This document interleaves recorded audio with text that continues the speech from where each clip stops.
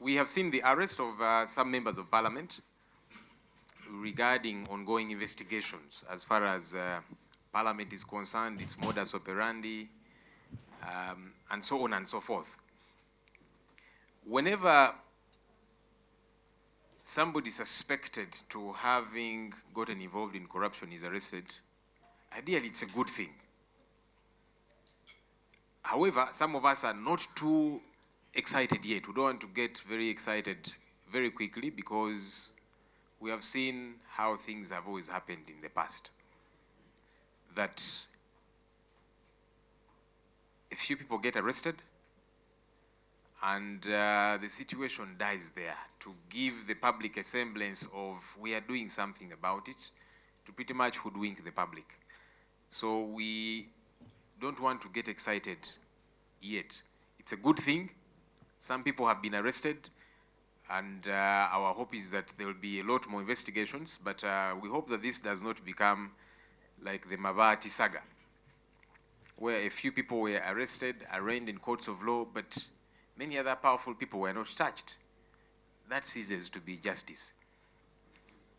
Our hope is that this investigation will be broadened, because we have a real challenge. And we should not just do window dressing.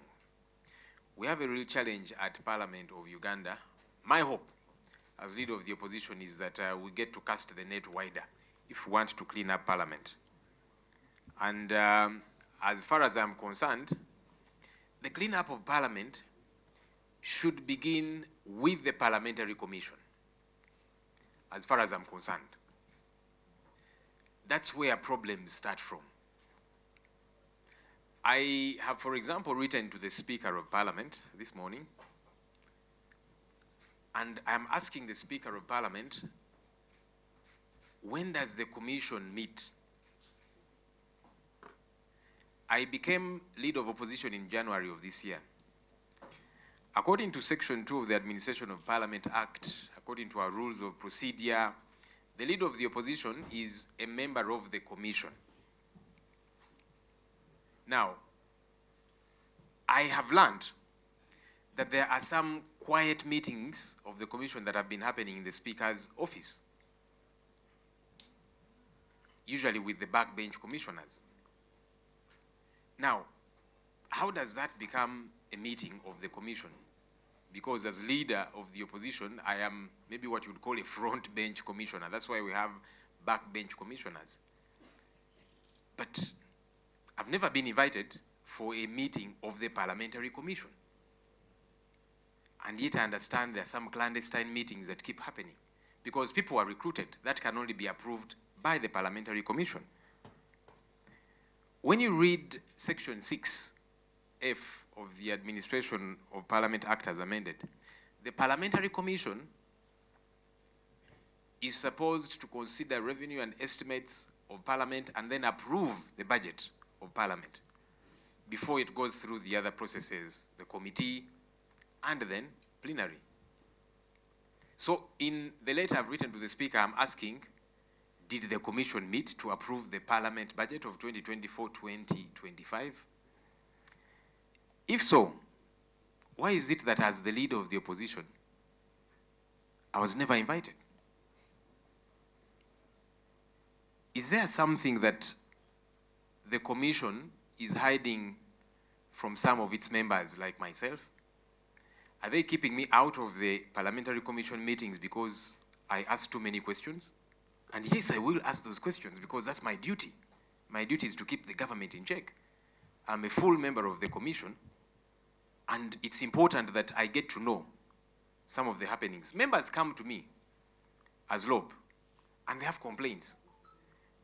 Committees are not properly facilitated. They cannot, some of them need to go to different districts to carry out their work. But each time they request for that, they're told there is no money.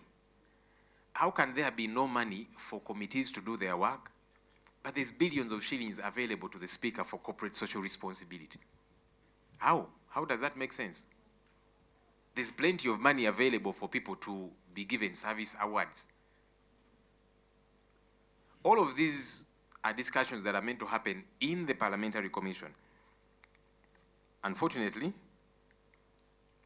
some of us are kept and locked out of the Parliamentary Commission, which is illegal because I am a member of the Commission. And so I want to know, and that's why I've written to the Speaker, I want to know, did she or anybody else amend the Constitution, amend the Administration of Parliament Act and our rules of procedure to say now the law is no longer a member of the Commission because the law is very clear? Are they bothered by the questions that I'm asking, and so they don't want me to ask those questions in the Commission meetings? So that's the challenge, and that's why I'm saying, as some members of Parliament are being arrested, we need to broaden the investigation of Parliament of Uganda, beginning with the Parliamentary Commission, because that's where lots of things are happening surreptitiously and clandestinely. You see, if Parliament is to function effectively, it has got to be accountable, one, to members of the Parliamentary Commission, because that's the top organ of this institution. Number two, it's got to be accountable to all members of Parliament. That's why they're raising questions. But finally, it has got to be accountable to the general public. It's important that that gets to happen. So the tendency for the Parliamentary Commission to operate clandestinely without involvement of members of the Commission raises a lot of suspicion. And this has got to be addressed. Speaker of Parliament always says that we are a people-centered Parliament. My hope is that this does not just be a slogan, because it seems like a slogan. It has got to be reflected in how we operate and how accountable we are as an institution. So I thought that it's important for this to be out there, because we're a public entity and we must operate publicly. We are public officials. As leader of the opposition, I'm not just accountable to my party, NUP, that nominated me for this position. I'm not just accountable to the opposition, which I lead in Parliament. I'm accountable to the entire Parliament. I'm accountable to the entire country called Uganda. And that's why I'm asking questions about how taxpayers' money is being utilized or misutilized. So we, at least in my case, I am not going to keep quiet whenever I see things going wrong. I'm not going to keep quiet when the Commission is operating like a small clique. Because the Commission is not just these few backbench commissioners that meet, distribute money amongst themselves. They meet to approve recruitments of several people, some of whom we understand are many of their relatives. They meet to award contracts. Huge contracts.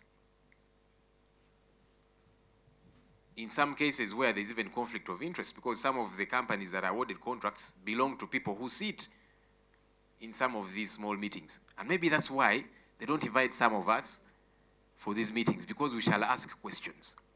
So I would like to appeal to the leadership of this institution. Let's be transparent. Let's be accountable. Let Parliament work as an institution and not somebody's small kiosk or small property. Because that's why we're having a challenge in this country. That's why there's billions of money, running on different accounts for personal work, and yet committees do not have money to operate.